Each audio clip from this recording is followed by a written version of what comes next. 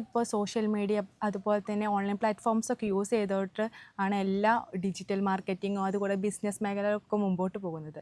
അപ്പോൾ ഈ ayurvedic entrepreneurship എന്നതിൽ എത്രത്തോളം ഈ ഡിജിറ്റൽ മാർക്കറ്റിംഗ് ഉപകാരപ്പെടും?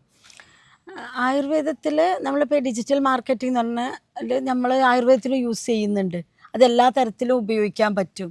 ഇപ്പം നമ്മളുടെ ഡാറ്റാസ് കളക്ട് ചെയ്യാനും പിന്നെ പേഷ്യൻസിൻ്റെ മെഡിസിൻ ഡിസ്പെൻസിങ് മുതൽ എല്ലാ കാര്യങ്ങളും ഈ മാർക്കറ്റിംഗ് വഴി തന്നെ നമുക്ക് ചെയ്യാൻ പറ്റും. കൂടുതൽ ആളുകൾക്ക് വിവരം അറിയിക്കാൻ പറ്റും.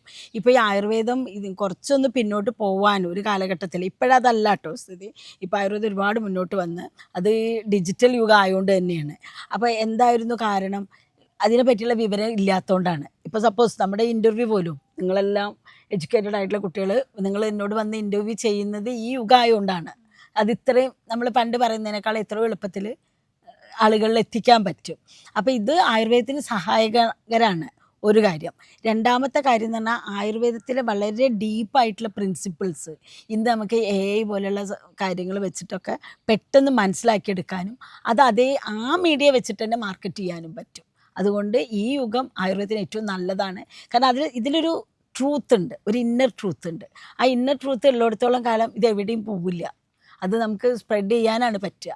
അപ്പോൾ നമുക്ക് ഇതിനിടയിൽ വരുന്ന ഇതിൻ്റെ ഇമ്പ്യൂരിറ്റീസ് പോയി കിട്ടും. എഡ്യൂക്കേറ്റഡ് ആയിട്ടുള്ള ആൾക്കാർ പിന്നെ AI പോലെയുള്ള കാര്യങ്ങൾ, ഡിജിറ്റൽ മാർക്കറ്റിംഗ്, ഇത് കാരണം ആയുർവേദം വളരുകയാണ്, കൂടുതൽ വളർത്താനാണ് പറ്റുന്നത്.